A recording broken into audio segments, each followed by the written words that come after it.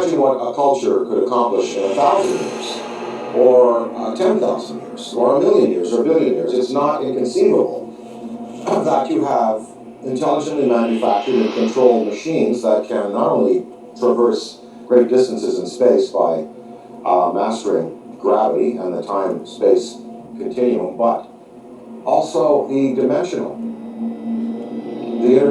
travel that might be possible.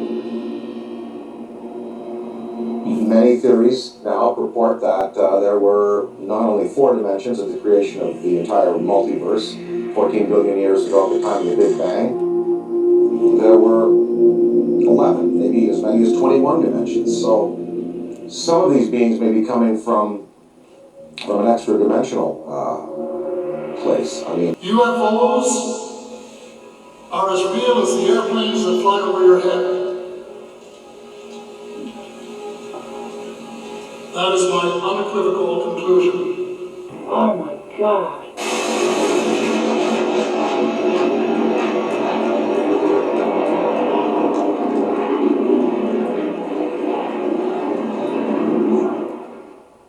The Avro Arrow story, Dan, I mean, you appeared in a movie about the Avro Arrow story. Canada broke the sound barrier. Diefenbaker dismantles the whole aerospace program in Canada, and all the engineers are hired by NASA and Boeing down here, and we finally break the sound barrier. But in Canada today, we have another scientist, Canadian scientist John Hutchison, is using wave induction, using Van de Graaff and Tesla coils and radio.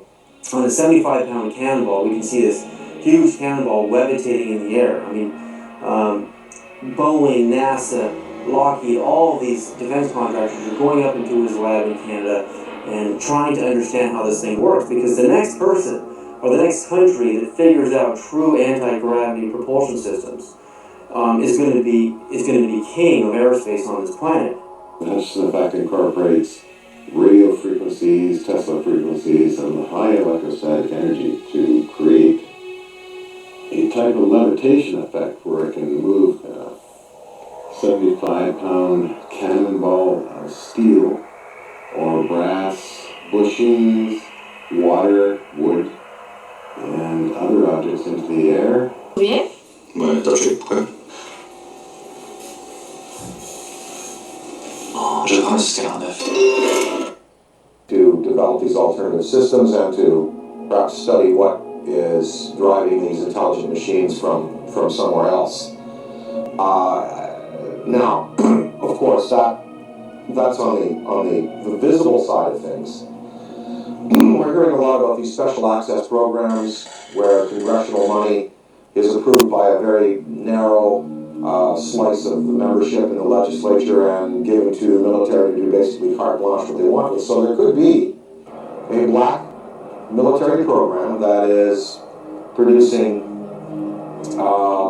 what people are referring to now as the big black deltas, which are these huge black triangles that are being seen all around the world.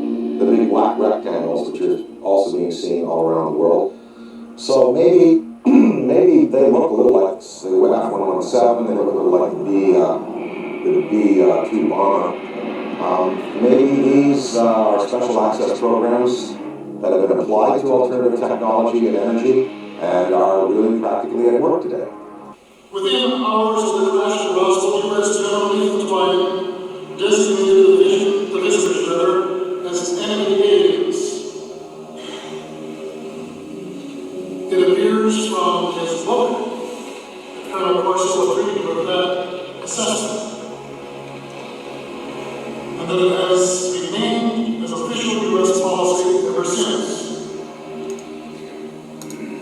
At that time, however, it was an enemy, quote unquote, about which the U.S. did nothing, because its visitors were so technologically superior. That led to the recommendation that the discovery be treated with the utmost secrecy, to the point that the crash at Roswell didn't happen and that the UFOs don't exist. The rationale was that the ordinary public couldn't cope with the news and might easily panic.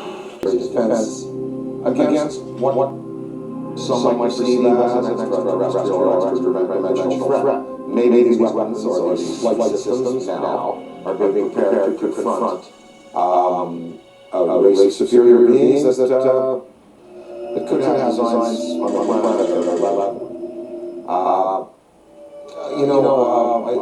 I think it was Lord Gilmore, one of the British Air Force Defense Ministry staff who was assigned to study UFOs in the 50s. After he retired, he said that in his estimation there were 23 different species of beings visiting the planet in numerous types of vessels.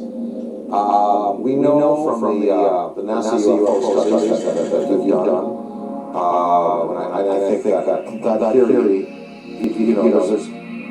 there's nothing wrong with that theory that I can see. The size of these ships that we're seeing in the SDS cameras, and the fact that the ozone has holes in it, the fact that the water could be a healing element there. What are these lightsaber-shaped little drillstone-shaped ships conveying to our planet? Well, we see them coming into the atmosphere, and on the SDS tapes and other forms of exposure, they're not releasing personnel, they're not releasing projectiles, and no harm has come to the planet, through their intervention. So one can assume perhaps maybe there are benevolent beings out there and malevolent beings out there. To be able to go from our solar system to Earth, obviously they have the answer. Well, the presence of these obviously intelligent control machines tells us that we are dealing with beings who have anywhere from 1,000 to 1,000,000 to 10 million to 1 billion years advancement in technology on us. So you've got to figure that. Look what happened in the last 100 years. We have the Wright brothers at the turn of the century taking off basically a fabricated wood aircraft. In 1969, we have lunar expeditions. In the year 2004, we have massive airplanes built out of alloys, graphite, and this big ship that Airbus is building, Boeing plane. So in 100 years, from fabric wood come to advanced metallurgy, fuel propulsion, just 100 years. Imagine what culture accomplished thousands years, or 10,000, or a million, or billion. It's not inconceivable that you have intelligently manufactured controlled machines that can not only traverse great distances in space by mastering gravity and the time-space continuum, but also being dimensional. The interdimensional travel might be possible.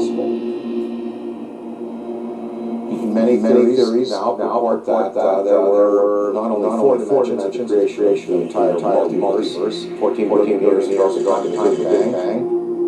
There were 11, maybe as many as 21 dimensions. So the Arrow story, you heard in the movie about the Arrow story.